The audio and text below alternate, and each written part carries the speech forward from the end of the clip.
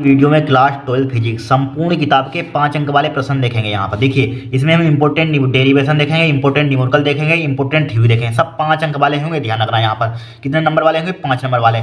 100% आपके एग्जाम में क्वेश्चन टकराएंगे। यहाँ पर जो लगातार आ रहे हैं वही क्वेश्चन हमने लिए हैं। यहाँ पर देखिए, ये क्वेश्चन लगातार ही आया है, लगातार आ रहा है, वही लिए। यहाँ पर देखिए, गॉस की प्रमेय से कूलम के नियम का निगमन कीजिए। कब से आ रहा है मालूम है क्वेश्चन? यहाँ पर देखिए 2018 में आया था। आप देखिए अनसार्ट में चेक कर लेना। यहाँ पे अनसार्ट है फिजिक्स का, इसमें हमने चेक किया है। यहाँ पर ध्यान रखना, 2018 में आया था। 19 में नहीं पूछा गया, 20 में पूछा गया, 22 में पूछा गया, 23 में पूछा गया, 24 में पूछा गया। लगातार ये डेरिवेशन 5 नंबर का पूछा जा रहा है यहाँ पर। ठीक है, बहुत इंपॉर्टेंट। हमने मतलब देखिए, आप चेक कर लेना। यहाँ पर हमने यहाँ पर 3 सालों के मतलब कि देखिए 2020 के भी अनसार्ट सोल्व कराया था। यहाँ पर उसमें भी हमने कराया था यहाँ पर।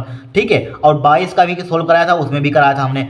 23 में कराया, 23 का आंसर कराया, उसमें भी कराया था। 24 का कराया, उसमें भी कराया था। लगातार आ रहा है और चेक किया यहाँ पर 18 में भी आया था यहाँ पर। ठीक है, 19 में नहीं पूछा गया था, 19 के आंसर ही नहीं कराया। बहुत इंपॉर्टेंट, लगातार आ रहा है यहाँ पर। ठीक है, इसको तैयार कर लेना। देखिए 20 में आया, 22 में आया, 23 में आया, 24 में आया। यहाँ पर इंपॉर्टेंट है। यहाँ पर क्या है? ठीक है, और 18 में भी पूछा गया था। यहाँ पर 18 में 2018 का सेट हमने चेक किया, 18 में पूछा गया था, 19 में नहीं पूछा गया था यहाँ पर। और कुछ नहीं है, बहुत ही सिंपल तरीका बताएंगे यहाँ पर। देखिए, उसकी प्रमेय से कूलम के नियम का निगमन कीजिए। देखिए कुछ नहीं है, बहुत ही सिंपल है। यहाँ पर बहुत ही सिंपल तरीका आपको बताएंगे, कभी भूलेंगे नहीं यहाँ पर। ठीक है, देखिए अब यहाँ पर सबसे पहले आपको क्या करना है, माना अगर 2-4 लाइन लिखना चाहते हैं लिख लेना। देखिए जो बोल रहे हैं वही लिखना होता है यहाँ पर। माना मान लीजिए यहाँ पर हमारे पास क्या है, एक बिंदु आवेश है यहाँ पर। ठीक है, एक बिंदु आवेश है यहाँ पर, प्लस का है यहाँ पर बिंदु आवेश यहाँ पर को, इसी को हमने एक केंद्र मान लिया, सेंटर मान लिया यहाँ पर। केंद्र मान का एक, ठीक है, आर त्रिज्या का हमने क्या खींच दिया यहाँ पर, त्रिज्या का गोली गोसेन पृष्ठ खींच दिया यहाँ पर। आर त्रिज्या का गोली गोसेन पृष्ठ खींच दिया यहाँ पर। राइट, ठीक है, और फिर क्या किया हमने, गोसेन पृष्ठ खींच दिया यहाँ पर, ले मतलब खींच दिया यहाँ पर। फिर क्या किया हमने यहाँ पर, फिर देखिए बिंदु पी यहाँ पर, ये बिंदु पी है यहाँ पर। बिंदु पी पर विद्युत क्षेत्र व क्षेत्रफल, विद्युत क्षेत्र है हमारे पास, विद्युत क्षेत्र और क्षेत्रफल की डायरेक्शन हमारे पास क्या इधर की ओर है। हम भी जानते भी हैं। देखिए जब प्लस का आवेश होता है तो विद्युत क्षेत्र की डायरेक्शन क्या होती है, विद्युत क्षेत्र की तीव्रता की डायरेक्शन बाहर की ओर होती है। यहाँ पर जब भी प्लस होता है, ये मालूम है आपको भी। ठीक है, तो हमारे पास क्या है यहाँ पर, इधर की ओर है यहाँ पर, और इधर ही हमारे पास क्षेत्रफल की डायरेक्शन है यहाँ पर, डी है यहाँ पर। राइट, अब यहाँ पर एक सूक्ष्म क्षेत्रफल मान लिया इस टाइप से यहाँ पर बिंदु पे। यहाँ पर सूक्ष्म क्षेत्रफल, इसका क्या मान लिया हमने, डी मान लिया। इसकी डायरेक्शन क्या है, इधर की ओर, विद्युत क्षेत्र की तीव्रता की डायरेक्शन इधर की ओर। यहाँ पर एक गोसेन पृष्ठ है यहाँ पर। अब देखिए गोस की प्रमेय का मतलब गोसेन पृष्ठ होगा तभी तो गोस की प्रमेय अप्लाई होगी। इसमें बोला है गोस की प्रमेय से, इसलिए गोसेन पृष्ठ लेते हैं यहाँ पर हम। अब देखिए क्या करेंगे यहाँ पर हम, सबसे पहले यहाँ पर हम देखिए विद्युत क्षेत्र की तीव्रता और डी है तो एक ही डायरेक्शन में यहाँ पर। ठीक है, अब यहाँ पर सेंटर चाहे बिंदु ओ भी मान सकते हैं यहाँ पर। बिंदु ओ कुछ सी मान लीजिए, सेंटर ओ मान लीजिए यहाँ पर, बिंदु ओ मान लिया यहाँ पर। अब सबसे पहले हम क्या करेंगे यहाँ पर, देखिए क्षेत्रफल हमारे पास सूक्ष्म क्षेत्रफल माना यहाँ पर, तो क्षेत्रफल सूक्ष्म क्षेत्रफल अभी डी ए से होकर गुजरने वाला हम विद्युत फ्लक्स निकाल लेंगे यहाँ पर। ठीक है, तो देखिए निकालते हैं। देखिए इसी मेथड लगाना है, बहुत ही सिंपल तरीका है यहाँ पर। देखिए लिखेंगे यहाँ पर, क्या लिखेंगे यहाँ पर, क्षेत्रफल अभी हम डी ए क्या लिखेंगे यहाँ पर, क्षेत्रफल यहाँ पर लिखते हैं, यहाँ पर यहीं पर लिख देते हैं यहाँ पर। देखिए क्षेत्रफल दिख रहा है आपको, देखिए क्षेत्रफल अवयव क्षेत्रफल अवयव है यहाँ पर। क्षेत्रफल में सूक्ष्म यहाँ पर, ठीक है, स्मॉल एलिमेंट यहाँ पर। ठीक है, क्षेत्रफल अवयव डीए, ठीक है, डीए क्षेत्रफल अवयव है यहाँ पर। डीए से होकर गुजरने वाला फ्लास्क यहाँ पर, से होकर गुजरने वाला फ्लास्क या विद्युत फ्लास्क यहाँ पर। क्षेत्रफल अवयव डीए से होकर गुजरने वाला विद्युत फ्लास्क।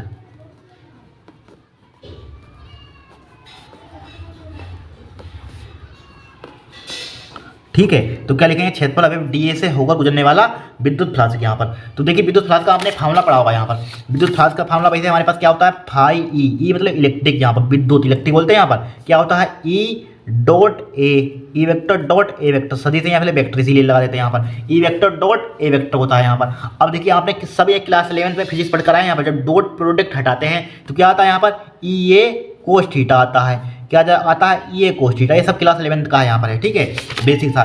तो यहाँ पर विद्युत फ्लक्स निकाल लें यहाँ पर। तो विद्युत फ्लक्स चूंकि सूक्ष्म क्षेत्रफल अवयव डीए से होकर गुजरने वाला विद्युत फ्लक्स क्योंकि सूक्ष्म निकाल लें यहाँ पर। तो यहाँ पर क्या लिखेंगे, सूक्ष्म में डी लगा देंगे यहाँ पर। क्या लगा देंगे यहाँ पर, डी। तो डी फाई ई लगा दिया यहाँ पर। डी फाई ई बराबर ई वेक्टर डॉट, क्योंकि हमने यहाँ पर सूक्ष्म ले रहे हैं। यहाँ पर कहाँ गया, यहाँ पर कहाँ पर लिखा था हमने, देखिए कहाँ लिखा था, यहाँ इसे देख लीजिए, पता नहीं कहाँ लिखा हुआ है। देखिए E vector dot A vector था यहाँ पर। ठीक है, फाई ई यहाँ पर ठीक है, फाई ई बराबर, अब देखिए सूक्ष्म के लिए ले रहे हैं यहाँ पर, तो इसको घटाएंगे E D A cos theta हो जाएगा यहाँ पर, हो जाएगा। अब यहाँ पर भी डी फाई, सूक्ष्म के लिए डी लगा देते हैं यहाँ पर, क्या लगाते हैं, डी यहाँ पर, ठीक है। तो यहाँ पर क्या हो जाएगा, डी ए हो जाएगा यहाँ पर, डी ए वेक्टर भी लगा दीजिए यहाँ पर, लगा दिया। अब डॉट प्रोडक्ट यहाँ पर डॉट हटाएंगे यहाँ पर, ठीक है, डॉट हटाएंगे तो क्या हो जाएगा, E D A cos theta, इसी के आगे लिख दें यहाँ पर, इसी के आगे लिख लीजिए यहाँ पर, तो क्या हो जाएगा, E D A cos theta, E D A cos theta गया यहाँ पर। अब देखिए यहाँ पर एंगल कितना होगा यहाँ पर, देखिए यहाँ पर इस टाइप से एंगल सीधा है, इस टाइप से सीधा यहाँ पर एंगल है यहाँ पर, तो क्या हो जाएगा, जीरो हो जाएगा यहाँ पर एंगल।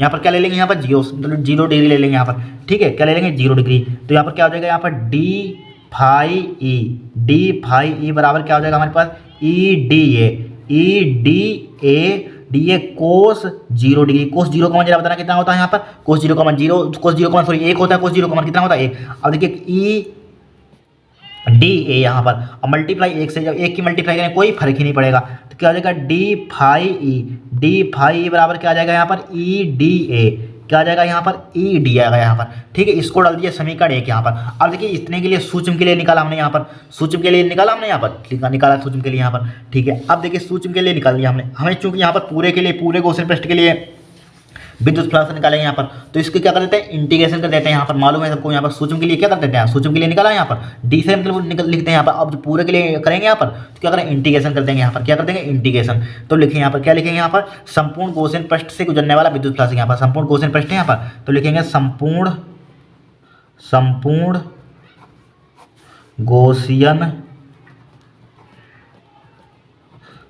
गॉसियन पृष्ठ से होकर गुजरने वाला विद्युत फ्लक्स,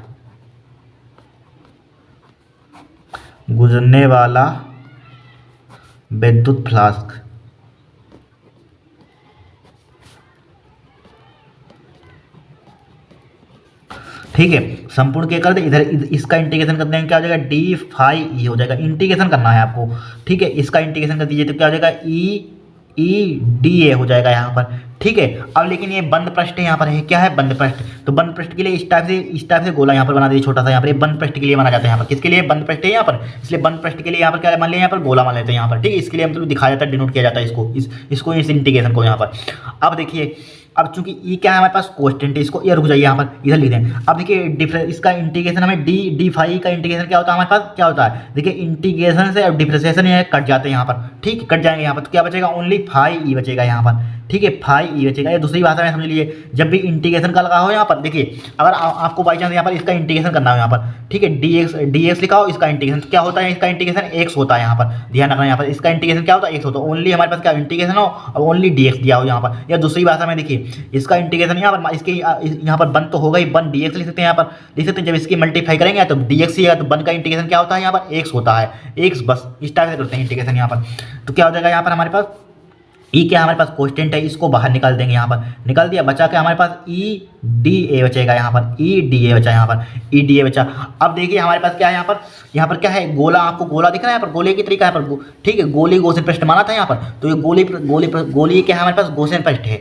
अब हम जानते हैं, क्या जानते हैं यहाँ पर, गोले का पृष्ठीय क्षेत्रफल हम जानते हैं, छोटी 9th-10th में पढ़ा होगा यहाँ पर, ठीक है, मेंसुरेशन वाला चैप्टर होता है यहाँ पर, तो उसी में गोले का पृष्ठीय क्षेत्रफल ए इक्वल टू, यानी एरिया ऑफ गोले का पृष्ठीय क्षेत्रफल क्या होता है, 4 पाई आर स्क्वायर होता है। यही तो आप फॉर्मूला पढ़कर आए हैं छोटी क्लास में 9th-10th में, ए होता है यहाँ पर, ए बराबर क्या होता है, 4 पाई आर स्क्वायर यहाँ पर। तो इसकी जगह पर क्या लिख देंगे यहाँ पर, इसकी जगह पर, इस पूरे की जगह पर यहाँ बंद पृष्ठ लगा दीजिए, इसकी जगह पर क्या लिख देंगे यहाँ पर, इस पूरे की जगह पर यहाँ पर, ठीक, चूंकि ये पूरे के लिए लगा रहे हैं, पूरे का ले लेंगे यहाँ पर, इसलिए क्या हो जाएगा, 4 पाई आर स्क्वायर, ठीक है। तो यहाँ पर क्या आ जाएगा, फाई ई बराबर क्या हो जाएगा यहाँ पर, ई इंटू मल्टीप्लाई लगा दीजिए 4 पाई आर स्क्वायर, चूंकि इसकी हमने रेडियस यहाँ से यहाँ तक डिस्टेंस क्या है आर, तो इसकी रेडियस क्या मानी हमने, आर मानी यहाँ पर, राइट। तो क्या हो जाएगा, 4 पाई आर स्क्वायर हो जाएगा, ठीक है। अब इसको चाहे समीकरण आप डाल दीजिए यहाँ पर, देखिए इसको समीकरण 1 डाल दिया था यहाँ पर, इसको डाल दीजिए समीकरण 2, अब डाल दिया समीकरण 2। अब इसमें क्या कह रहा है क्वेश्चन में यहाँ पर, इसमें क्या कह रहा है, गोस की प्रमेय से, क्या लिखा हुआ, गोस की प्रमेय से लिखा हुआ है, तो यहाँ पर लिखेंगे गोस की प्रमेय से, यहाँ पर इसमें लिखा हुआ गोस की प्रमेय से कूलॉम के नियम का निगमन कीजिए, तो लिखेंगे यहाँ पर, तो आपको अप्लाई भी करनी होगी गोस की प्रमेय, तभी तो उसमें लिखा है, तो लिखेंगे गोस की प्रमेय से, यहाँ पर गोस की प्रमेय से, गोस की प्रमेय से गोस की प्रमेय से, क्या गोस की प्रमेय लगा दी हमने, राइट। तो गोस की प्रमेय क्या होती है यहाँ पर, फाई ई बराबर फाई ई इजकल टू क्या होता है, क्यू अपान इक्साइलन नोट, यही तो गोस की प्रमेय होती है, यही होती है क्यू अपान इक्साइलन नोट यहाँ पर। अब थोड़ा सा इधर देखिए, देखिए इधर देखिए, यहाँ पर इसको डाल दीजिए समीकरण 3, यहाँ पर डाल दिया। देखिए इसके लेफ्ट हैंड साइड इसका बराबर है, इसका लेफ्ट हैंड एलएचएस होता है, इधर वाला एलएचएस लेफ्ट हैंड साइड, और उधर वाले क्या होता है आरएचएस, एक बायां पक्ष एक दायां पक्ष, ठीक है। और देखिए इधर फाई एलएचएस में, यहाँ पर भी फाई है, यहाँ पर भी फाई है, यहाँ पर जिसके एलएचएस बराबर होते हैं उसके आरएचएस भी बराबर हो जाते हैं यहाँ पर। या दूसरी भाषा में देखिए, फाई ई का मान समीकरण 2 में रखने पर, तो यहाँ पर पुट कर दिया, दूसरी भाषा में लिख लीजिए यहाँ पर, या समीकरण 2 व 3 से लिख दें, कोई भाषा लिख लेना आप। तो यहाँ पर लिखेंगे समीकरण 2 व 3 से, समीकरण 2 व 3 से, समीकरण 2 व 3 से, समीकरण 2 तो इसके एलएचएस आरएचएस बराबर हो जाएंगे। तो क्या हो जाएगा, E multiply 4 pi r square, 4 square बराबर क्या हो जाता है, क्यू अपान इक्साइलन नोट हो जाता है यहाँ पर, ठीक है, क्यू अपान इक्साइलन नोट हो गया यहाँ पर।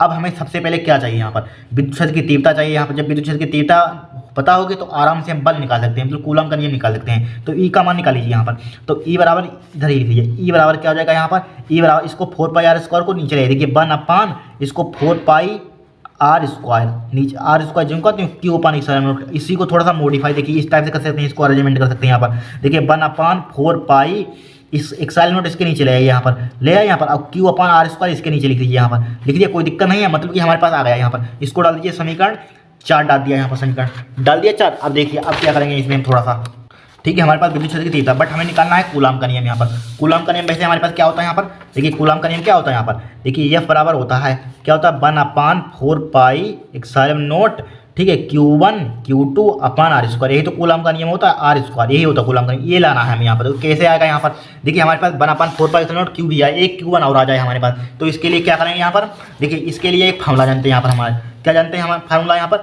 एफ बराबर क्यू ई 0। देखिए चूंकि यहाँ पर लिखेंगे, ये थ्योरी लिखने की कोई जरूरत नहीं यहाँ पर, ठीक है, बता थ्योरी लिख दें यहाँ पर, एक लाइन होती है यहाँ पर, ये डायरेक्टली देखिए लिखिए यहाँ पर क्या लिखेंगे, फार्मूला हमारे पास होता है यहाँ पर, या लिखेंगे यहाँ पर, यदि बिंदु आवेश क्यू से आर दूरी पर, ये बिंदु आवेश है यहाँ पर क्यू से आर दूरी पर, ठीक है, आर दूरी पर कोई धन परीक्षण आवेश Q0 रखें। यहाँ पर मान लीजिए सपोज दैट यहाँ पर के बिंदु आवेश धन परीक्षण आवेश रख दें यहाँ पर Q0 यहाँ पर, ठीक है, धन परीक्षण आवेश Q0 रखा हो तो उस बिंदु पर ठीक है, या उस बिंदु आवेश Q के कारण आरोपित बल, ठीक है, डायरेक्टली लिखेंगे यहाँ पर, क्या लिखेंगे यहाँ पर, डायरेक्टली लिखेंगे यहाँ पर। तो यह बराबर क्या होता है हमारे पास, Q0 ले लेंगे यहाँ पर, क्या ले लेंगे, यह बराबर Q0E यहाँ पर एक फार्मूला होता है यहाँ पर, ठीक है, यह बराबर Q होता है यहाँ पर, परीक्षण आवेश ले लिया यहाँ पर, उससे क्या दिक्कत है।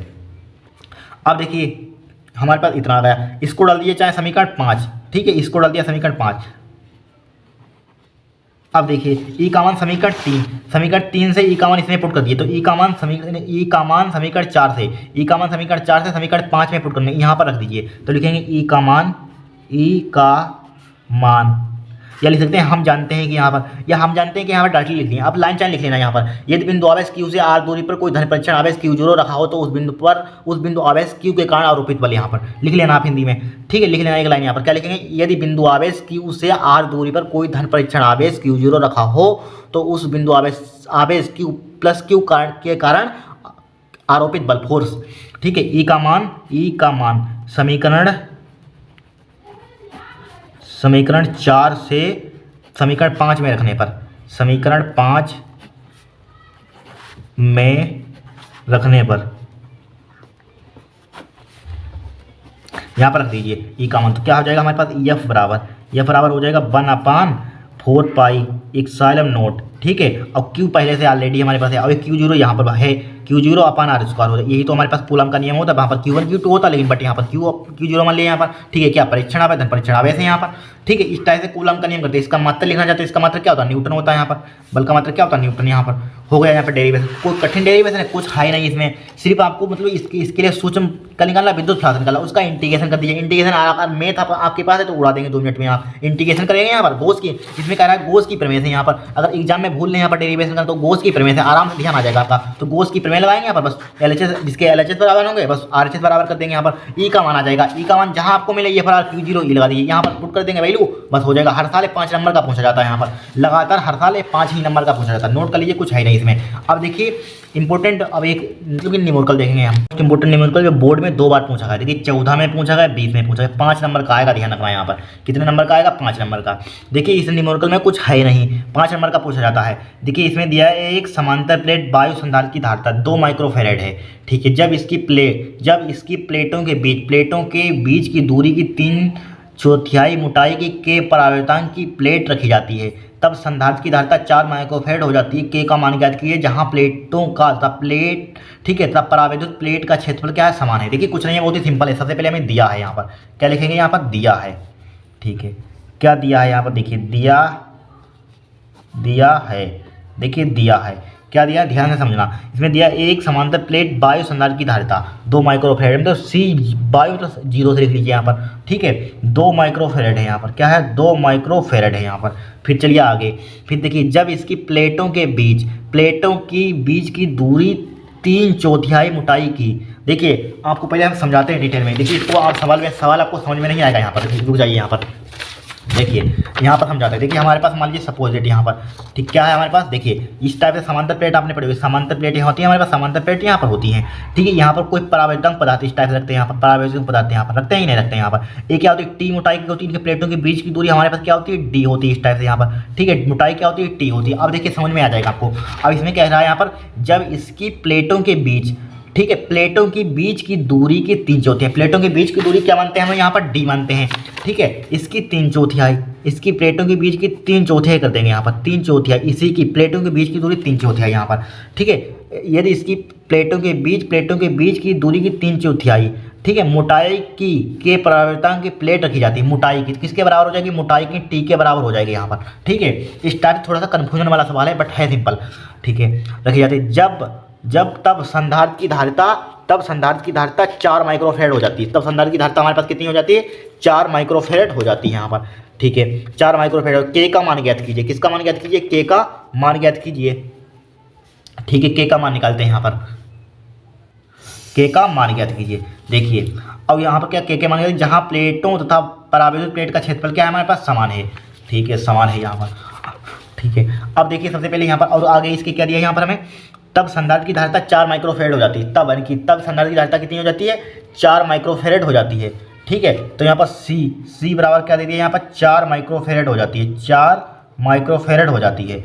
अब सबसे पहले हम जानते हैं, क्या जानते हैं यहाँ पर, सबसे पहले वायु में दी गई है यहाँ पर, वायु में वैसे आपने फार्मूला पढ़ा होगा समांतर प्लेट संधारित्र की धारिता का फार्मूला, पहले लगाएंगे समांतर प्लेट संधारित्र की धारिता का फार्मूला। समांतर प्लेट संधारित्र की धारिता का फार्मूला क्या होता है हमारे पास, सी बराबर A epsilon not upon D होता है, बट यहाँ पर के भी होता है। वायु अथवा निर्वात के लिए के का मान क्या ले लेते हैं, 1 लेते हैं, तो यहाँ पर C0 लगाना है। वायु अथवा निर्वात के लिए ले लिया तो ए एप्सिलॉन नॉट हो जाएगा अपन डी, तो इसका मान हमें दिया है वायु अथवा निर्वात के लिए, मतलब वायु में दिया 2 माइक्रोफैराड, किसका दिया है, समांतर प्लेट संधारित्र की धारिता का, यहाँ समांतर प्लेट वायु की संधारित्र की धारिता, ठीक है। इसमें 2 प्लेट मिक्स है, समांतर प्लेट संधारित्र की धारिता, और आगे इसमें मिक्स कर दिया जब कोई परावैद्युत, दोनों मतलब परावैद्युत पदार्थ रखा हो, दोनों इसमें प्लेटें मिक्स कर दी यहाँ पर, उस पर न्यूमेरिकल लगाया यहाँ पर, ठीक है। तो क्या हो जाएगा यहाँ पर, मतलब कि समांतर प्लेट वायु संधारित्र की धारिता कितनी है यहाँ पर, ये डायरेक्टली लिख रहे हैं यहाँ पर। देखिए C0 का मान में यहाँ पर क्या दिया है, 2 माइक्रोफैराड दिया है यहाँ पर, डायरेक्टली लिख रहे हैं, आपको समझा तो दिया है यहाँ पर। तो इसके लिए क्या हो जाएगा, A epsilon not upon D हो जाएगा यहाँ पर, ठीक है, बराबर क्या हो जाएगा, 2 हो जाएगा यहाँ पर। कितना हो जाएगा हमारे पास, 2 हो जाएगा, कोई दिक्कत नहीं यहाँ पर।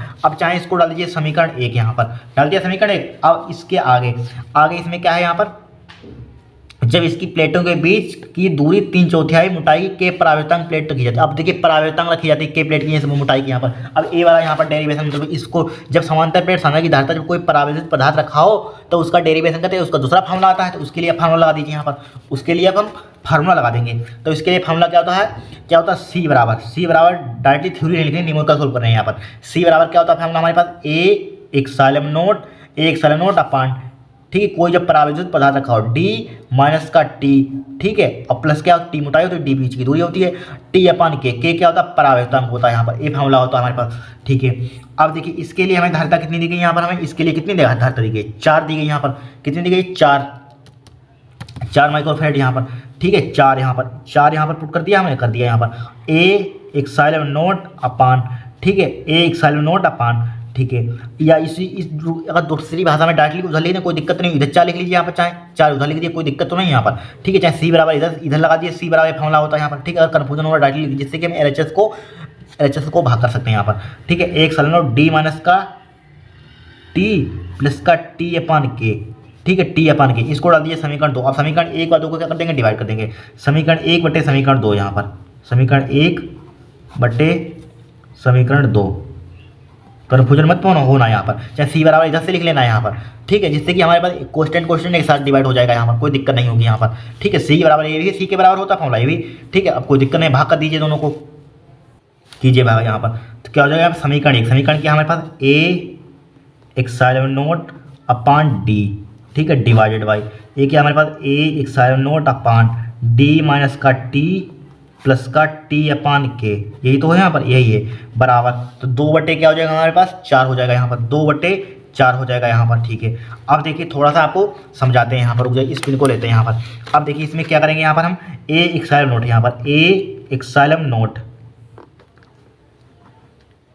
अपान डी, अब इसको चाहे उल्टा कर दीजिए, ये कहाँ पहुँच जाएगा, टर्म ऊपर पहुँच जाएगा, डी माइनस का टी, ठीक है, अब प्लस का टी अपन के कहाँ पहुँच जाएगा, ऊपर पहुँच जाएगा यहाँ पर, ये नीचे आ जाएगा, ए एक्साइलन नोट कहाँ आ जाएगा, नीचे आ जाएगा। अब देखिए ए से ए कैंसिल आउट हो जाएगा, एक्साइलन नोट से एक्साइलन नोट कैंसिल आउट हो जाएगा यहाँ पर। अब 2 से 1 2, 2 दूनी 4 हो जाएगा, क्या बचेगा हमारे पास 1 बटे 2 बचा यहाँ पर, कितना। अब यहाँ पर देखिए, अब यहाँ पर क्या कट गया यहाँ पर, तो क्या बचा हमारे पास डी माइनस का, देखिए डायरेक्टली वैल्यू पुट कर दें यहाँ पर, देखिए रुक जाइए, लिख लेते हैं स्टेप। देखिए डी माइनस का टी बचा यहाँ पर, ठीक है। अब प्लस का क्या बचा हमारे पास, टी अपान डी माइनस का टी अपान के बचा यहाँ पर, ठीक है। अब इसके डिवाइड में क्या बचा हमारे पास, डी बचा, बराबर क्या बचा हमारे पास 1 बटे 2 बचा यहाँ पर, ठीक है। अब देखिए वैल्यू पुट करनी है यहाँ पर, इसको हटाइए, इधर नीचे ले आइए यहाँ पर। अब देखिए इसकी वैल्यू पुट कीजिए, देखिए डी का मान झुकाते लिखिए, डी माइनस टी का मान कितना हमारे पास 3 बटे 4 इंटू डी है यहाँ पर, प्लस का, फिर हमारे पास टी का मान कितना हमारे पास है 3 बटे 4 इंटू डी, ठीक है, डी अपान के लिखा हो, इसके नीचे क्या लिखा हो, के लिखा हुआ है, ठीक है। इसके होल डिवाइड में हमारे पास क्या था यहाँ पर डी, तो डी लिख दिया यहाँ पर, बराबर क्या हो जाएगा हमारे पास 1 बटे 2 हो जाएगा। अब देखिए थोड़ा सा, देखिए डी इसमें कॉमन ले लीजिए यहाँ पर, डी कॉमन ले लेंगे यहाँ पर, तो क्या बचेगा 1 माइनस का 3 बटे 4 बचेगा यहाँ पर, ठीक है, प्लस का क्या बचेगा हमारे पास 3 बटे 4, अब के कहाँ पहुँच जाएगा ऊपर, इसके नीचे इस टाइप से आ जाएगा के यहाँ पर, ठीक है। अब इतना बचा हमारे पास, ठीक है। अब डिवाइड में क्या हमारे पास है डी, बराबर क्या हो जाएगा 1 बटे 2 हो जाएगा, 1 बटे 2 होगा यहाँ पर, डी से डी उड़ा दीजिए, डी से डी उड़ा दिया। अब डायरेक्टली देखिए 1 चौथे में से 3 चौथे घटा, एक मतलब 1 में से 3 चौथे घटाएं, 1 चौथे बचेगा, डायरेक्टली कर सकते हैं यहाँ पर, जनरल ला लीजिए। अब देखिए 1 माइनस का 3 बटे जाए, इसको सिंप्लीफाई करते हैं, तो इसका एलसीएम 4 आ जाएगा, 4 माइनस का क्या आ जाएगा 3 हो जाएगा, 4 में से 3 का कितना बचेगा 1 बटे 4 बचेगा, तो यहाँ पर क्या बचेगा हमारे पास 1 बटे 4, तो इसको सिंप्लीफाई करेंगे, 1 बटे 4 सिंपल थी, भिन्न है यहाँ पर, फ्रैक्शन फोल्ड कर लेना, ठीक है। और फिर क्या बचा हमारे पास 3 बटे 4 बचा इंटू के बचा, बराबर क्या हमारे पास 1 बटे 2 है यहाँ पर, ठीक है। अब 1 बटे 2 है यहाँ पर, ठीक है। अब देखिए 1 बटे 4 को उधर ले चलिए, तो 3 बटे 3 इंटू 4 के हो जाएगा, बराबर क्या हो जाएगा 1 बटे 2 माइनस क्या हो जाएगा 1 बटे 4 हो जाएगा, ठीक है। 3 बटे 4 के झुमका 3 लिखा हमने। अब देखिए इसका एलसीएम क्या आ जाएगा 4 आ जाएगा यहाँ पर, 2 दूनी 4 हो जाएगा, 4 1 4 हो जाएगा, बराबर क्या हो जाएगा 1 बटे 4 यहाँ पर हो जाएगा, ठीक है, 1 बटे 4। तो यहाँ पर 3 बटे 4 के बराबर क्या आ गया हमारे पास 1 बटे 4 आ जाएगा यहाँ पर, ठीक है। अब देखिए रुक जाइए यहाँ पर, डायरेक्टली कट जाएगा 4 से 4, लेकिन आपको रुक जाइए, इसको आप उल्टा कर दीजिए, तो 4 के बटे क्या हो जाएगा हमारे पास 3 हो जाएगा, बराबर क्या हो जाएगा, इसको उल्टा कीजिए 4 आ जाएगा यहाँ पर। अब हमें निकालना क्या है, के का मान निकालना है, हमें निकालना क्या है के का मान, तो के का मान किस टाइप से आएगा, देखिए उल्टे हो जाएंगे, के बराबर क्या आ जाएगा हमारे पास 4 गुणा 4 लिखा और 3 ऊपर पहुँच जाएगा, 4 नीचे आ जाएगा यहाँ पर। अब 4 से 4 कट जाएगा, तो के का मान हमारे पास कितना आ जाएगा 3 आ जाएगा, के का मान, के का मान कितना आ जाएगा 3, ये क्या हो जाएगा आपका आंसर हो जाएगा, के का मान क्या हो जाएगा, ये आंसर। क्वेश्चन आ रहा है 100% बोर्ड में आने के लायक है, यहाँ पर ध्यान रखना, यहाँ पर वेरी वेरी मोस्ट इंपोर्टेंट है यहाँ पर, ठीक है। देखिए रदरफोर्ड के परमाणु मॉडल की व्याख्या कीजिए तथा इसकी कमियों का उल्लेख कीजिए। देखिए रदरफोर्ड का परमाणु मॉडल यहाँ पर क्या होता है, ठीक है। देखिए अल्फा कणों के प्रकीर्णन प्रयोग से, ठीक है, प्राप्त निष्कर्षों के आधार पर रदरफोर्ड ने परमाणु का एक मॉडल प्रस्तुत किया। क्या किया, एक मॉडल प्रस्तुत किया जिसे रदरफोर्ड मॉडल कहते हैं, जिसे क्या कहते हैं रदरफोर्ड मॉडल कहते हैं। इसके अनुसार फर्स्ट पार्ट में क्या लिखे हैं, प्रत्येक परमाणु का समस्त द्रव्यमान, ठीक है, इलेक्ट्रॉनों को छोड़कर यहाँ पर, तथा समस्त धनावेश परमाणु के केंद्र पर 10⁻⁻15 मीटर त्रिज्या के सूक्ष्म गोलाकार स्थान में रहता है। यहाँ पर कहाँ रहता है, सूक्ष्म गोलाकार स्थान में रहता है। यहाँ पर ध्यान रखना, यहाँ पर क्या इलेक्ट्रॉन परमाणु का समस्त द्रव्यमान इलेक्ट्रॉन को छोड़कर समस्त धनावेश परमाणु के केंद्र पर 10⁻15 मीटर त्रिज्या के सूक्ष्म गोलाकार स्थान में रहता है, जिसे क्या कहते हैं नाभिक कहते हैं यहाँ पर। ठीक है, नाभिक कहते हैं यहाँ पर, जिसे क्या कहते हैं नाभिक कहते हैं यहाँ पर। फिर देखिए नाभिक के चारों ओर 10⁻10 मीटर कोट की त्रिज्या वाले खोखले गोले में इलेक्ट्रॉन वितरित रहते हैं। क्या रहते हैं? इलेक्ट्रॉन वितरित रहते हैं। इन इलेक्ट्रॉनों का कुल ऋणावेश नाभिक में धनावेश के क्या होता है? इक्वल होता है, बराबर होता है यहाँ पर। ठीक है, पढ़ लेना यहाँ पर, थ्योरेटिकल है यहाँ पर। फिर देखिए थर्ड, ए इलेक्ट्रॉन नाभिक के चारों ओर विभिन्न वृत्तीय कक्षाओं में चक्कर लगाते रहते हैं। क्या लगाते रहते हैं? चक्कर लगाते रहते हैं, जिसके लिए आवश्यक अभिकेंद्री बल इलेक्ट्रॉन और नाभिक के बीच स्थित विद्युत आकर्षण बल से क्या होता है? रिसीव होता है, प्राप्त होता है यहाँ पर। क्या होता है? प्राप्त होता है यहाँ पर। ठीक है, कुछ नहीं, इलेक्ट्रॉन नाभिक के चारों ओर विभिन्न वृत्तीय कक्षाओं में क्या करते हैं? चक्कर लगाते हैं। ठीक है, जिसके लिए आवश्यक अभिकेंद्री बल सेंटीपिटल फोर्स इलेक्ट्रॉन और नाभिक के बीच स्थित विद्युत आकर्षण बल से प्राप्त होता है। नोट कर लीजिए, इसकी कमियां देखते हैं यहाँ पर। ठीक है, इसकी नोट कर लीजिए, स्क्रीनशॉट इसका ले लीजिए, बहुत इंपॉर्टेंट है यहाँ पर। कमियां बहुत पूछी जाती हैं। देखिए 1-2 नंबर में ध्यान रखना। इस मॉडल के आधार पर रेखीय स्पेक्ट्रम की व्याख्या नहीं की जा सकी। इस मॉडल के आधार पर रेखीय स्पेक्ट्रम की व्याख्या नहीं की जा सकती, इसको एक्सप्लेन नहीं किया जा सकता यहाँ पर। ठीक है, नाभिक की चारों ओर असीमित वृत्तीय कक्षाएं होती हैं। क्या होती हैं? वृत्तीय कक्षाएं होती हैं। इनमें इलेक्ट्रॉन किस कक्षा में घूमता है, उसका वेग क्या है, उसकी स्थिति क्या है आदि की जानकारी इस मॉडल से प्राप्त नहीं हो सकी। ठीक है, नाभिक के चारों ओर असीमित वृत्तीय कक्षाएं होती हैं जी। ठीक है, इनमें इलेक्ट्रॉन किस कक्षा में घूमता है, उसका वेग क्या है, उसकी स्थिति क्या है आदि की जानकारी इससे इस मॉडल से प्राप्त नहीं हो सकी। ठीक है, नोट कर लीजिए। अब आगे देखते हैं question, very very most important है। देखिए समस्थानिक तथा संभारिक और समन्यूट्रॉनिक से आप क्या समझते हैं? ठीक है, इनके उदाहरण दीजिए। मोस्ट इंपोर्टेंट क्वेश्चन है, 5 नंबर में पूछा जाएगा लॉन्ग में। देखिए एक ही तत्व के ठीक है, एक ही तत्व के डबल वाक्य नहीं यहाँ पर, बे परमाणु जिनके परमाणु क्रमांक समान होते हैं। क्या होते हैं? परमाणु क्रमांक समान होते हैं, परंतु द्रव्यमान संख्या अलग अलग होती है, भिन्न भिन्न होती है, समस्थानिक कहलाती है। अगर आपसे पूछ दे कोई समस्थानिक क्या होते हैं तो क्या बताएंगे यहाँ पर? जिनके परमाणु क्रमांक समान होते हैं और द्रव्यमान संख्या क्या होती है? अलग अलग होती है। बस सिंपल भाषा में परमाणु क्रमांक समान, द्रव्यमान संख्या अलग अलग, एक कॉन्सेप्ट ध्यान रखना भाई। क्या होते हैं? समस्थानिक होते हैं यहाँ पर। ठीक है, परमाणु क्रमांक समान होने से आवर्त सारणी में इनका स्थान समान होता है। देखिए इसका हमारे पास परमाणु क्रमांक समान है यहाँ पर, 1s1 1s2 हाइड्रोजन के समस्थानिक होते हैं 3 यहाँ पर, 1s1 इसके नाम कमेंट करना क्या होते हैं, 1s1 1s2 1s3 यहाँ पर। ठीक है, अब देखिए संभारिक, यहाँ पर संभारिक क्या होते हैं? विभिन्न तत्वों के ऐसे परमाणु जिनके परमाणु क्रमांक भिन्न भिन्न तथा द्रव्यमान संख्या समान होती है। क्या होती है? तथा द्रव्यमान संख्या क्या होती है? समान होती है, संभारिक कहलाते हैं यहाँ पर। ठीक है, इसमें उल्टे हो जाते हैं, पर इसमें क्या हो जाता है? परमाणु क्रमांक भिन्न भिन्न और द्रव्यमान संख्या क्या होती है? समान हो जाती है। उसमें अलग अलग उल्टा, जस्ट एक ध्यान है, उसको उल्टा कर देना यहाँ पर। ठीक है, परमाणु क्रमांक भिन्न भिन्न होने के कारण इन्हें आवर्त सारणी में भिन्न भिन्न स्थानों पर क्या जाता है? रखा जाता है। इसके लिए एग्जाम्पल लिख लेना यहाँ पर।